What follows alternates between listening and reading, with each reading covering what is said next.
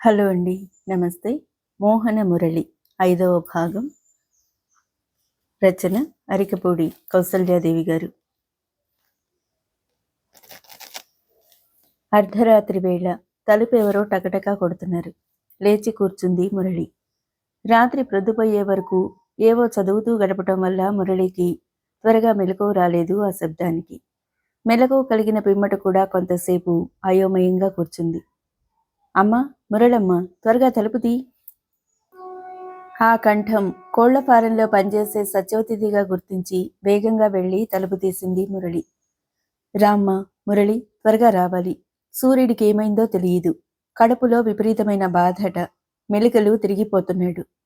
సూర్యుడు అనే పేరుగల వ్యక్తి గేదెల పాలు తీసి దాణాలు పెట్టి వాటి సంరక్షణ చేస్తుంటాడు. పద పద, వస్తున్నాను. మందుల అల్మరా నుండి కొన్ని మాత్రలు తీసుకువెళ్ళింది. అప్పటికే విష్ణువర్ధన్ రావు అక్కడ కూర్చుని ఉన్నాడు.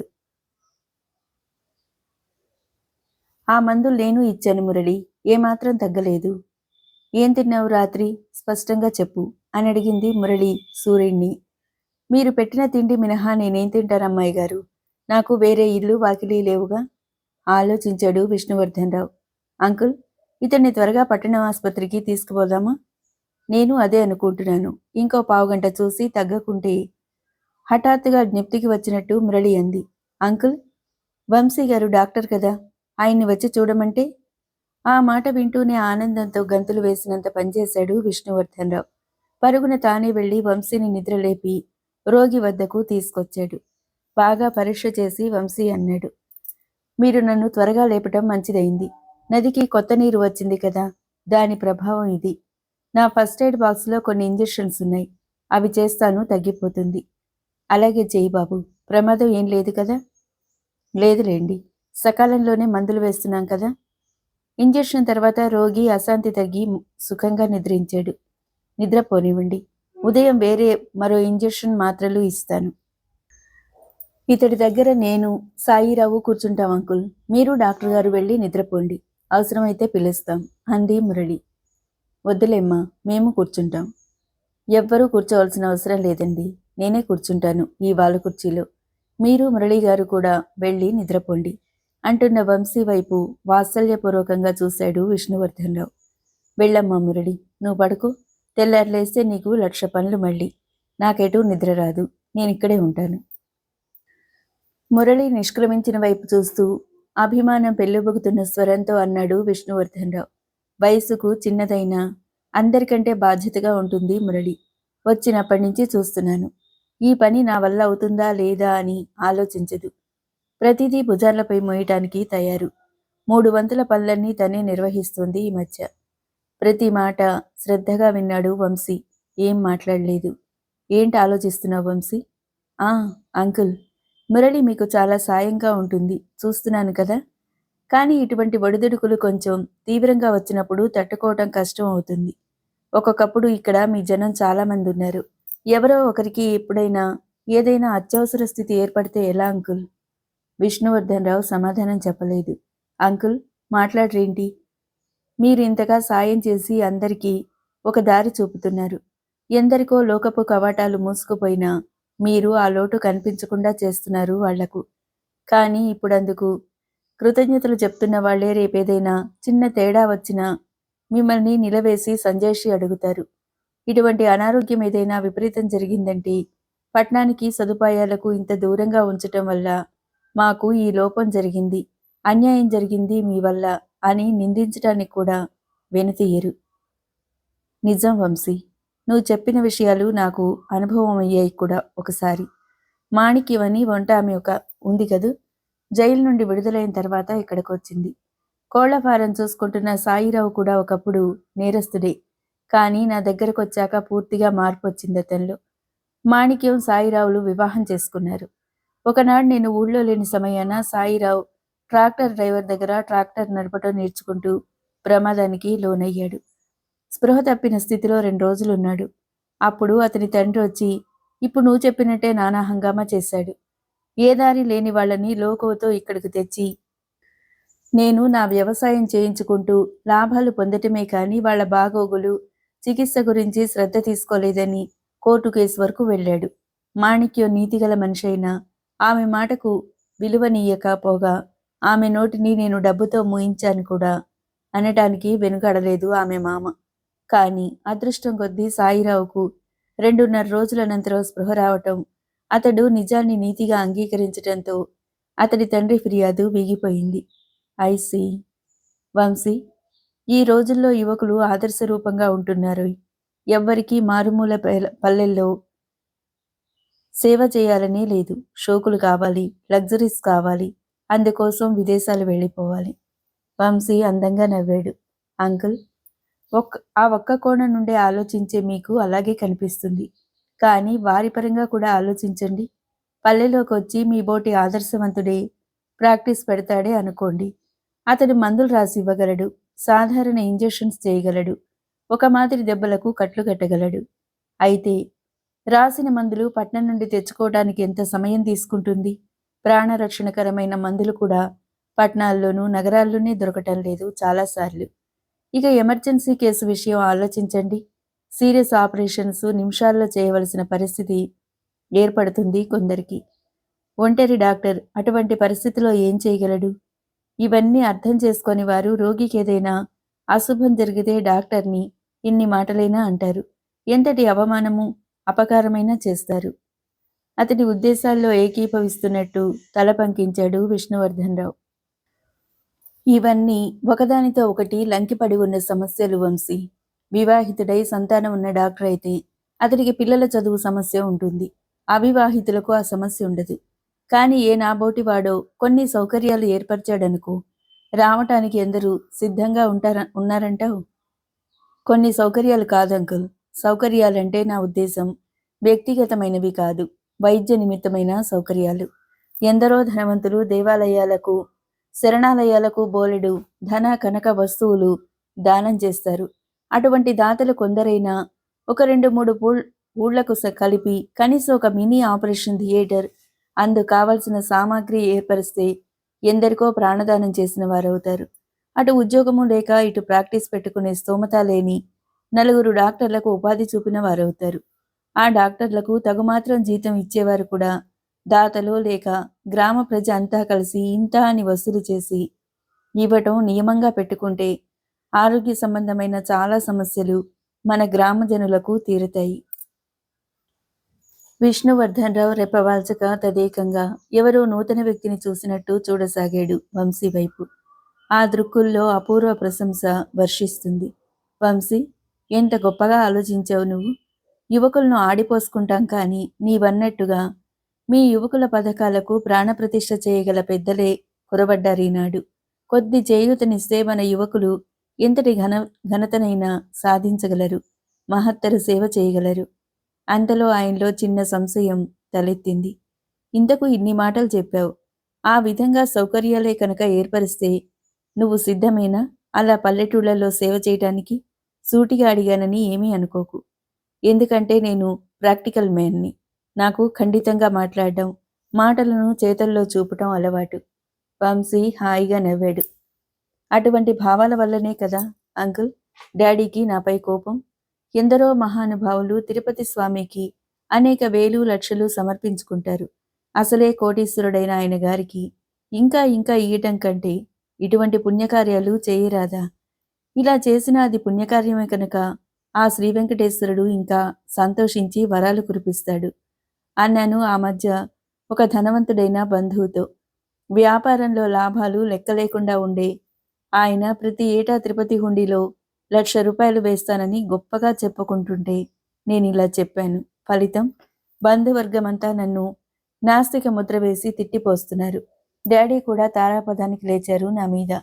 పెద్ద చిన్న తారతమ్యం తెలియక మాట్లాడేవాడినట నేను. గలగల నవ్వేశాడు అతను.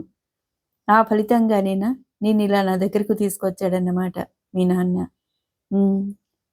వంశీ, నిజమైన ఆదర్శవంతులపై అందరూ రాళ్లు రువ్వుతారు. వీటికి మనం భయపడకూడదు. ఇటువంటివన్నీ నాకు అనుభవాలే. తాత్కాలికంగా బాధపడినా ఇటువంటి వాటి వల్లనే మన మానసిక బలం అధికమవుతుంది వంశీ. మురళి మళ్ళీ వచ్చింది. ఆమె చేతిలోని ట్రేలో మంచినీరు, వేడి టీ, ఆపిల్ ముక్కలు ఉన్నాయి. ఏంటమ్మా, నువ్వు నిద్రపోలేదు? లేదండి, చాలాసేపటి నుంచి కూర్చున్నారు కదా అని టీ తెచ్చాను. ఇద్దరికీ టీ అందిస్తూ అంది. సూర్యుడు బాగానే ఉన్నాడు కదా అంకుల్? ఉదయం వచ్చి చూడవచ్చు మీరు. నేను కూర్చోనా ఇక్కడ? మీరు రెస్ట్ తీసుకుంటారా? ఆమెకు జవాబు ఇయ్యక వంశీతో అన్నాడు విష్ణువర్ధన్ రావు. చూసావా వంశీ, రాత్రి పగలు పని పని. తన గురించి తను ఆలోచించుకోదు. ఇటువంటి వాళ్ళు ఉండాలి మన పథకాన్ని ప్రచారం చేసి సత్ఫలితాలను సాధించటానికి. మురళి చురుగ్గా చూసింది. తాను టీ కప్పు తీసుకుని కూర్చుంది. అంకుల్, ఇంతకాలం అతి దర్పంగా నడిచిన మీరు ఇప్పుడు తప్పటడుగు వేయకండి. ఆమె మాటలు వంశీకి అర్థం కాలేదు. కానీ విష్ణువర్ధన్ రావుకి బాగానే అర్థమయ్యాయి. నువ్వు మా మాటలన్నీ విన్నావన్నమాట అని అడిగాడు గంభీరంగా. క్షమించండి, విన్నాను.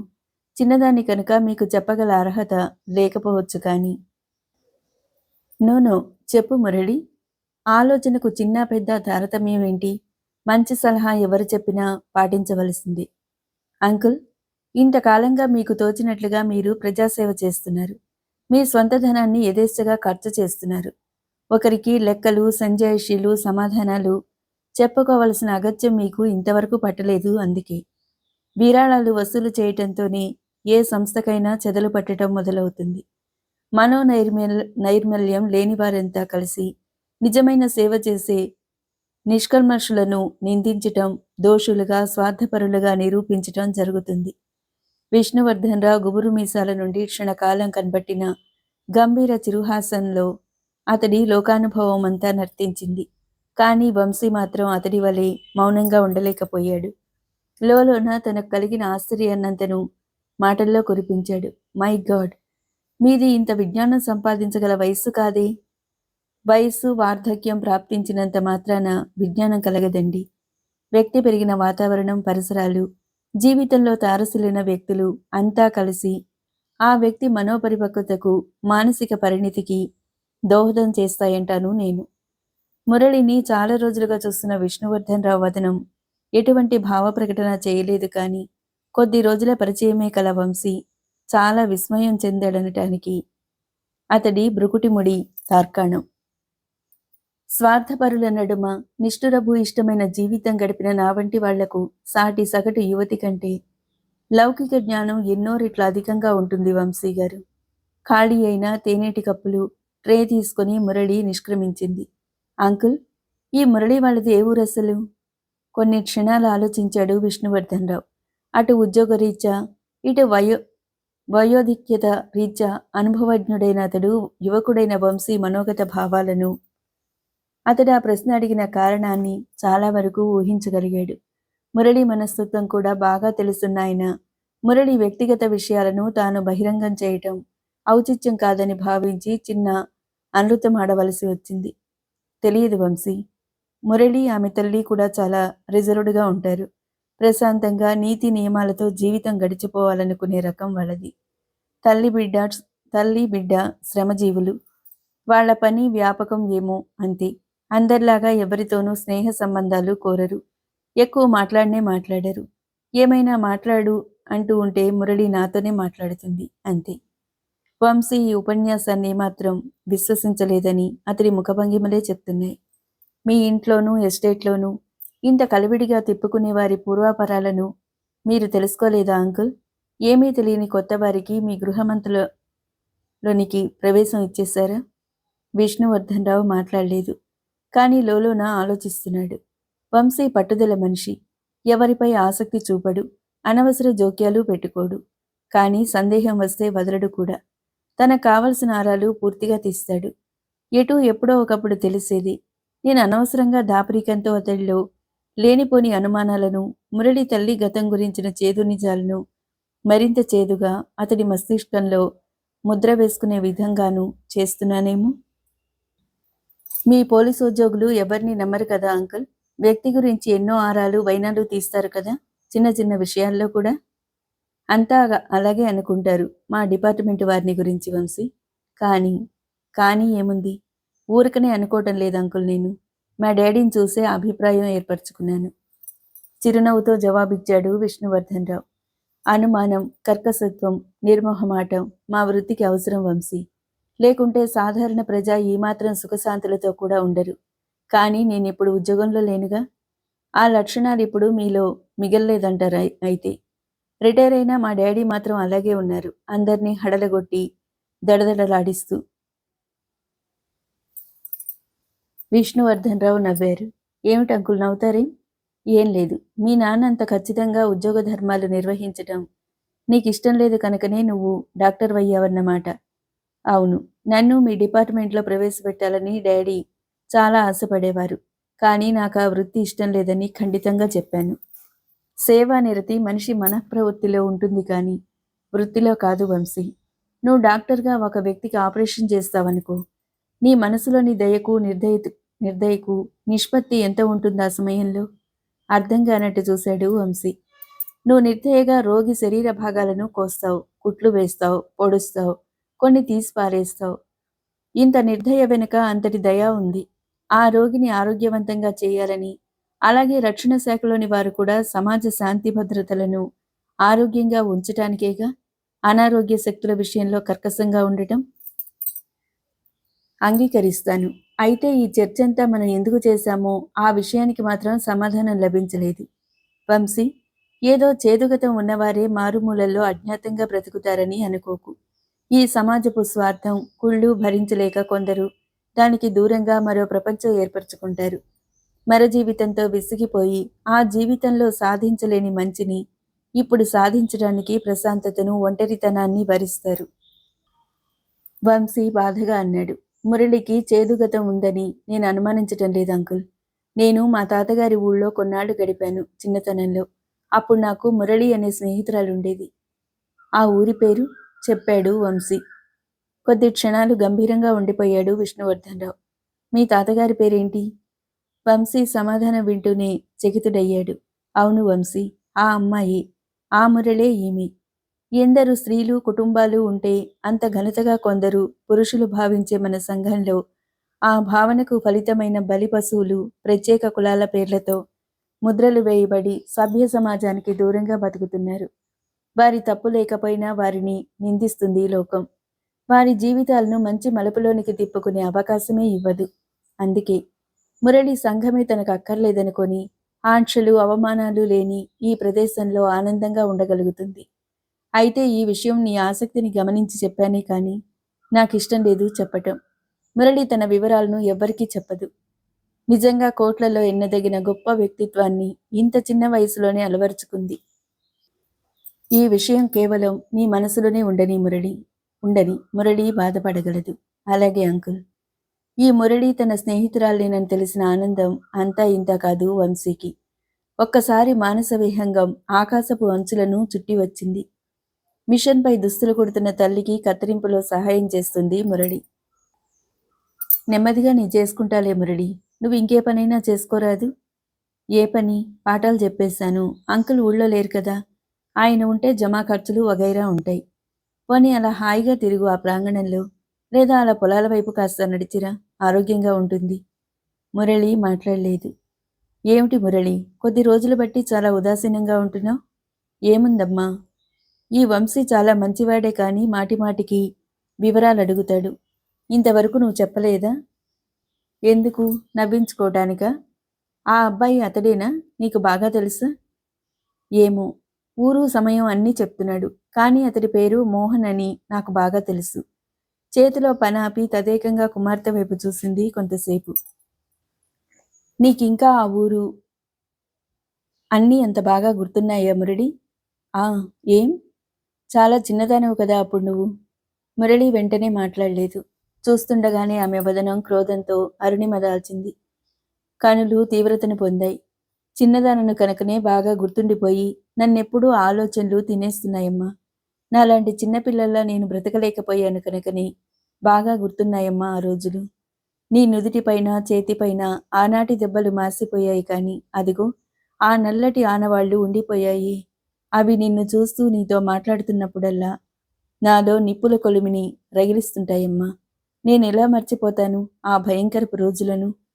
నిట్టూర్చటమే కాని గోపెమ్మ ఏం మాట్లాడలేదు. చిన్నదాన్ని కనుకే ఆనాడు ఆ జమీందారు బ్రతికిపోయాడు కానీ ఈ రోజుల్లో అయితేనా వాడిని తల పగలగొట్టి ఉండేదాన్ని. మోహన్తో నేను స్నేహంగా ఉన్నందుకేగా ఆ రాక్షసుడు నిన్ను బెల్టుతో బాదాడు గుడ్డును కొట్టినట్టు. ఎలా మరుస్తాను ఆ ఘోరమైన రోజుల్ని? మురళి, అనవసరంగా ఆవేశపడకు. ఆవేశం కాదమ్మా, నాలోని అగ్నిగోళం ఇది. సుఖాలను సంతోషాలను మర్చిపోతారు. కానీ కాలు విరిగినా, చెయ్యి విరిగినా, పెద్ద రోగం వచ్చినా, పాము కాటేసినా ఆ జ్ఞాపకాలు ఘోరంగా మనసుపై ముద్ర వేసుకుంటాయమ్మా.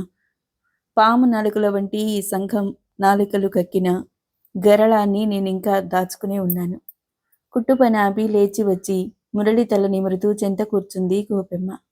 మురళి, నువ్వు చదువుకున్నావు, ఆలోచన నేర్చుకున్నావు. సంఘం ఎలా ఉన్నా నేను నిన్ను గౌరవంగానే పెంచాను. అందుకే నీకింత మనస్తాపం. ఈ వయసులో నాకు నీలాగా బాధ, ఆలోచన కూడా ఉండేవి కావు. నేను, నా వంటివారు కూడా మేం పుట్టిందే నాట్యాలకు, ఇతరుల భోగాలకు అనుకుని స్వాభావికంగా బ్రతికేసేవాళ్ళం. నేనలా బ్రతకనమ్మా. అటువంటి హైన్యం కంటే చావటం నయం. అటువంటి మాటలెందుకు మురళి? అందరి రాతలు ఒకేలా ఉండవుగా. నీ అదృష్టం కొద్దీ, నేను చేసిన పుణ్యం కొద్దీ నీకు గృహిణీత్వం, సుఖ వైవాహిక జీవితం ప్రాప్తించగలదని నేను ఆశగా ఉన్నాను. మురళి నేల మీద చూపుడు వేలితో రాస్తూ అంది అతి మంద్రస్వరాన. నాకే ఆశ లేదమ్మా. ఇక్కడ నాకెంతో హాయిగా ఉంది.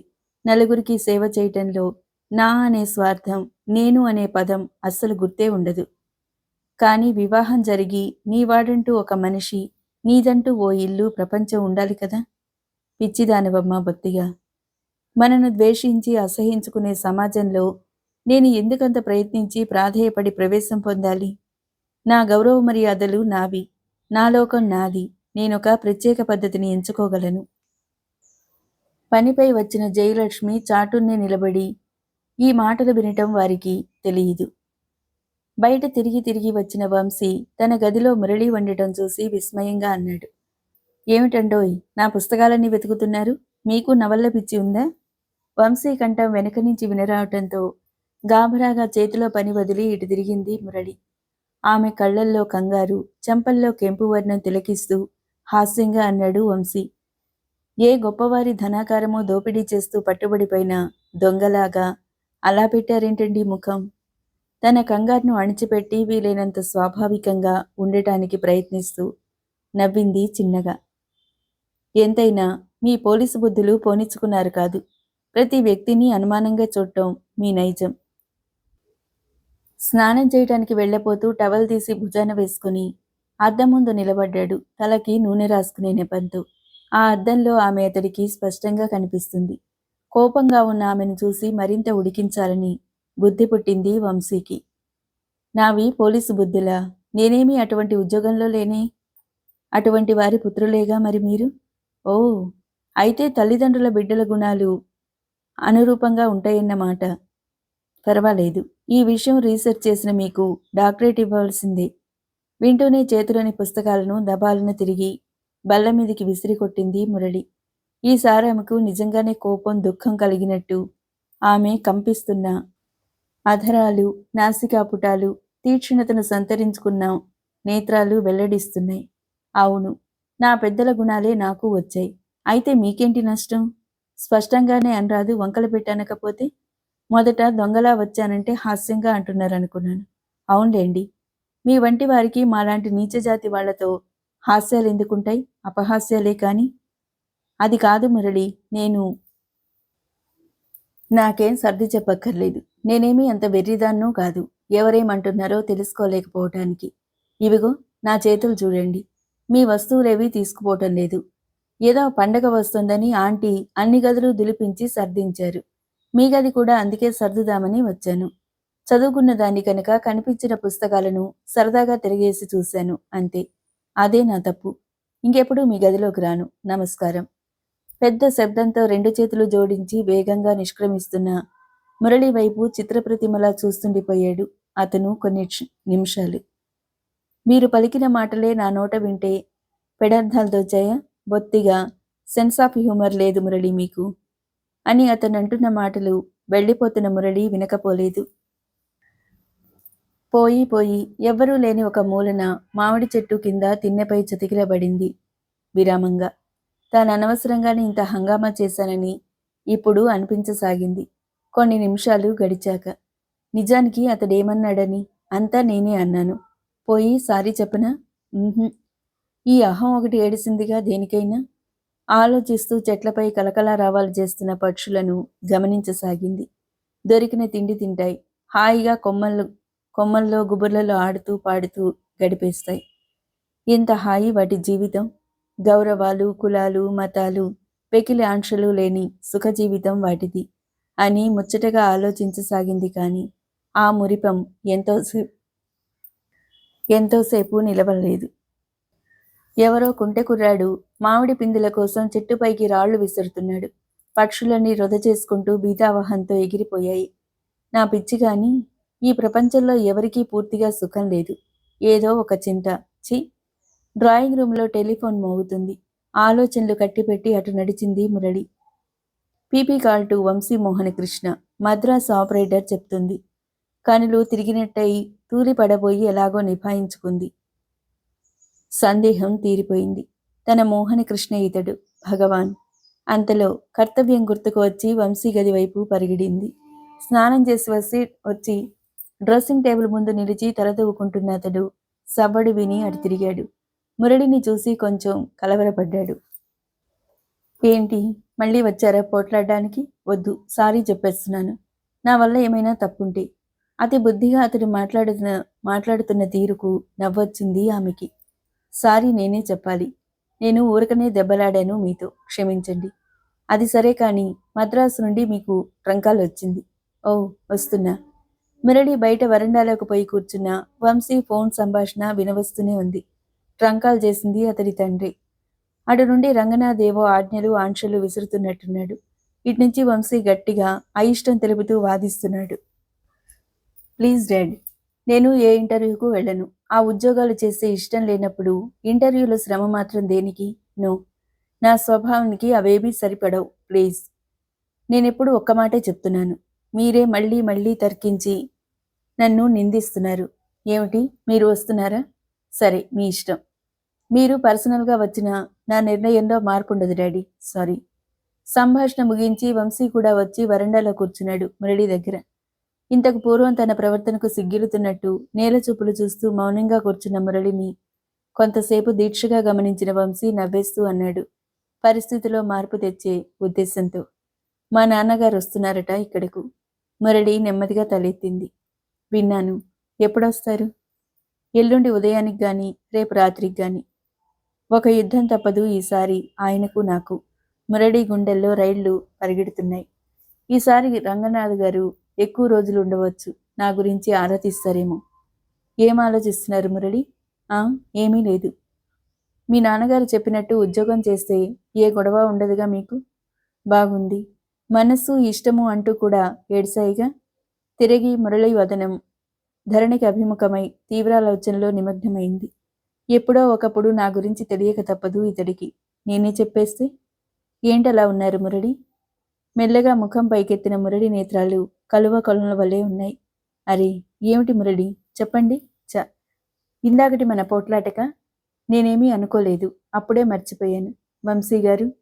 తన మాట తనకే వినిపించినంత మంద్రస్థాయిలో పలుకుతుంది గళం. అతన్ని ఏకవచన సంబోధన చేయబోయిన మనస్సును వివేకం మందలించిందని స్పష్టంగా తెలుస్తుంది ఆ పిలిచిన తీరు. వంశీ గారు, నేనిందాక మీ గదిని సర్దడానికి రాలేదు. మీ పుస్తకాల మీద మీ పూర్తి పేరు ఉందేమో చూద్దామని దొంగతనంగా మీరు లేనప్పుడు ప్రవేశించాను. కానీ అనుకోకుండా మీరు వచ్చేయటంతో ఉక్రోషంతో అలా మాట్లాడాను. ఆశ్చర్యంగా వింటున్నాడు వంశీ. మీ పూర్తి పేరు నాకెందుకని మీరు లోపల అనుకుంటున్నారు కదూ. మీరు నాకు మోహన కృష్ణ పేరుతో మాత్రమే తెలుసు. మీ చిన్ననాటి స్నేహితురాలు మురళిని నేనే. ఏమాత్రం చెలించక ఆశ్చర్యం నటించక నిశ్చలంగా ఉన్న వంశీని చూసి ఆశ్చర్యమైంది ఆమెకి. వంశీ అనే పేరు నేను వినలేదు ముందు. అందుకే మిమ్మల్ని గుర్తించలేకపోయాను. కానీ మీరు పదే పదే వివరాలు చెప్తూ నా వివరాలు అడిగినప్పుడు గ్రహించాను మీరెవరు. అయినా చిన్న అనుమానం ఉండిపోయింది మీ పేరు విషయంలో. మీరెంత తరచి అడిగినా అబద్ధం చెప్పాను. ఎందుకంటే సభ్య సమాజం అంగీకరించని అలవాట్లున్న అతి తక్కువ కులపు దాన్నవ్వటం వల్ల. ఇప్పటికీ అతను మాట్లాడలేదు. మురళిని చూస్తూ ఆమె ఉచ్చరిస్తున్న ప్రతి శబ్దాన్ని జాగ్రత్తగా వింటున్నాడు. అదేమిటి, నేను మీ చిన్ననాటి మురళినని తెలిసి మీకు ఆశ్చర్యంగా లేదు? అసలు కదలికే లేదే మీలో? వంశీ పెదవులపై అందమైన చిరునవ్వు లాస్యం చేసింది. నాకిదివరకే తెలుసు మురళి. నువ్వు అబద్ధం చెప్పినా నా కళ్ళు అబద్ధం చెప్పవు. నీ నొక్కుల జుట్టు, కోపం వచ్చినప్పుడు క్రింది పంటితో పై పదవిని కొరుకుతూ కొరకొరా చూసే తీరు, నువ్వు స్వయంగా ఎన్ని బాధల్లో ఉన్నా ఆర్తులపై నీవు కురిపించే దయ, శక్తి కొద్దీ చేసే సహాయం నేను ఇంకెవ్వరిలోనూ చూడలేదు ఇంతవరకు. నువ్వు చెప్పిన అనృతాలేవి నేను నమ్మలేదు. నీకై నువ్వు నిజం చెప్పే వరకు వేచి ఉండాలనుకున్నాను. నిజంగా అవధులను మించిన ఆనందాతిరేకంతో శతపత్ర సుందరి వల్లే శోభించుతున్న ఆ వదనాన్ని మైమరిచి చూడసాగాడు వంశీ. తరువాయి భాగం మరో వీడియోలో. Thank you.